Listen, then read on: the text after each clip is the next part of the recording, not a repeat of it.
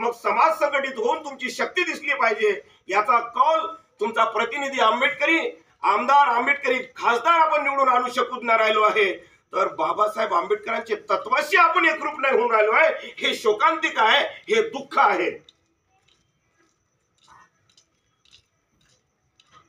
कुठेतरी आपण चुकीच्या मार्गाने जातोय, चुकताय कुठेतरी। बरं चुकताय काही हरकत नाही, पण योग्य मार्गाने जाता येईल ना। योग्य मार्गाने जाण्यासाठी त्यासाठी पण आपल्याला तो मार्ग योग्य मार्ग कोणता आहे तो चोखाळावा लागेल ना। आणि चोखाळून त्याला समजून त्या मार्गाला योग्य मार्ग आहे का, तो त्या मार्गातून आपलं काय भलं आहे ते कळेल ना। पण जाणून घेण्याची शक्ती आमच्यामध्ये आहे का, जाणून घेण्याची क्षमता आमच्यामध्ये आहे का, ते पहिले आपण स्वतःला जाणलं पाहिजे। अन्यथा याचे दुष्परिणाम याच्या नंतर बरेच काही तुम्हाला दिसणार आहे। याच्या नंतर असे दुष्परिणाम येणार आहे की नुसतं आता जे आहे नुसतं शाळा बंद पाडल्या, म्हणजे आज तुम्ही मतिमंद झाल्यानंतर तुमचा कसा गैरवापर करायचा, म्हणजे तुम्ही अन्यायाविरुद्ध चिडू शकणार नाही, तुम्ही अन्यायाविरुद्ध लढू शकणार नाही, एवढे तुम्हाला अपायच करणार आहे इथलं शासन व्यवस्था, ही परिस्थिती आणण्याच्या तयारीत आहे, एवढं लक्षात ठेवा।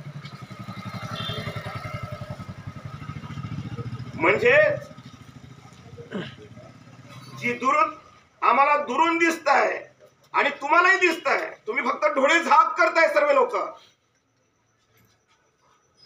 या भारत देशातील लोक जे काही आहेत ते डोळे झाक करून राहिले आहे की नाही इथे चुकीचं काहीच होत नाही। पण चुकीचं होत असताना सुद्धा आम्ही ते जे आहे हे चुकीचं होत आहे असं म्हणत नाही, आणि म्हणून जे आहे तुमची पिळवणूक होत आहे, जी हजारो वर्षापासूनची पिळवणूक सुरू आहे। जे पहिले पराक्रमण करून आमच्या देशाची पिळवणूक केली, आज इथलीच मनुवादी व्यवस्था तुमची पिळवणूक करत आहे।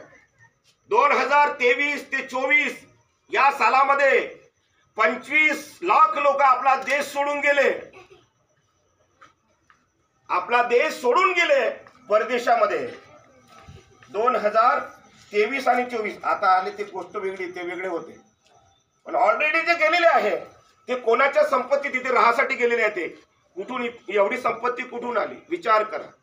हे तुमचा पैसा, हा तुमचा पैसा आहे जो तुम्ही टॅक्सच्या स्वरूपामध्ये दिलेला आहे। या टॅक्सच्या स्वरूपातून जो दिलेला पैसा आहे इथल्या उद्योगपतींनी लुटला।